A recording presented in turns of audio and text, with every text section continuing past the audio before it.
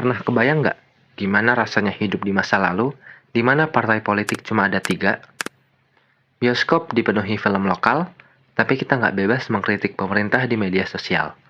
Nah, era itu disebut Orde Baru, yang dipimpin oleh Presiden Soeharto selama 32 tahun.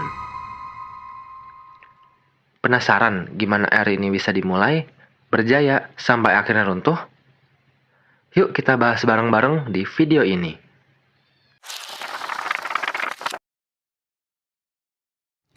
Memasuki awal tahun 1966, kondisi Indonesia sangat kacau akibat inflasi yang melonjak tinggi.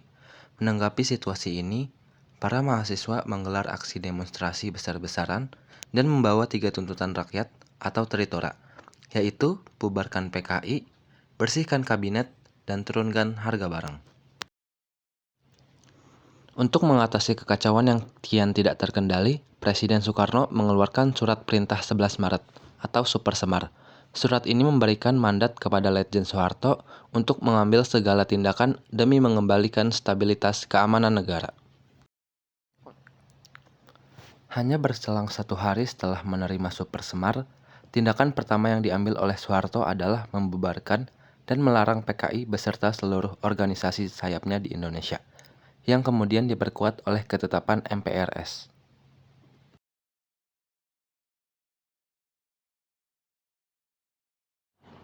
Ketegangan politik memuncak ketika pidato pertanggungjawaban Presiden Soekarno yang berjudul Nawaksara ditolak oleh MPRS. Akhirnya pada Maret 1967, MPRS resmi mencabut seluruh kekuasaan pemerintah dari tangan Soekarno. Setelah sempat menjadi pejabat presiden, pada sidang umum MPRS Maret 1968, Letjen Soeharto resmi dilantik menjadi Presiden Republik Indonesia yang kedua. Momentum inilah yang menandai dimulainya era Orde Baru secara penuh.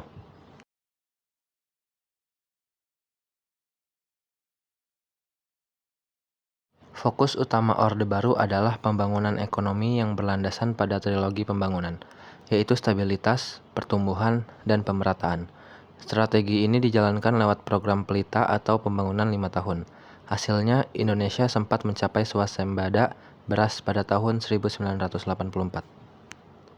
Demi kelancaran investasi, pemerintah menjaga stabilitas politik dengan kebijakan yang sangat ketat, mulai dari melakukan fusi atau penyederhanaan partai menjadi hanya 3, menerapkan konsep dui fungsi ABRI di pemerintahan, hingga mewajibkan Pancasila sebagai asas tunggal bagi semua organisasi.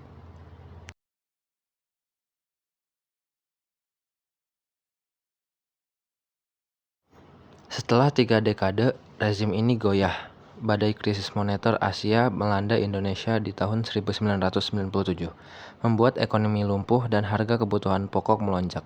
Krisis ekonomi ini berubah menjadi krisis kepercayaan. Mahasiswa di berbagai daerah Puncaknya turun pada ke tanggal jalan 21 Mei 1998, setelah gedung DPR diduduki mahasiswa dan legitimasi politiknya runtuh, Presiden Soeharto resmi menyatakan pengunduran dirinya. Kebijakan dialihkan kepada Wakil Presiden B.J. Habibie, menandai berakhirnya Orde Baru dan dimulainya era reformasi.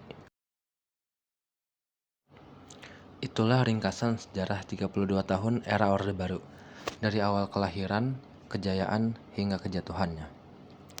Semoga video ini bisa membantu kamu memahami materi sejarah dengan lebih mudah. Semoga bermanfaat.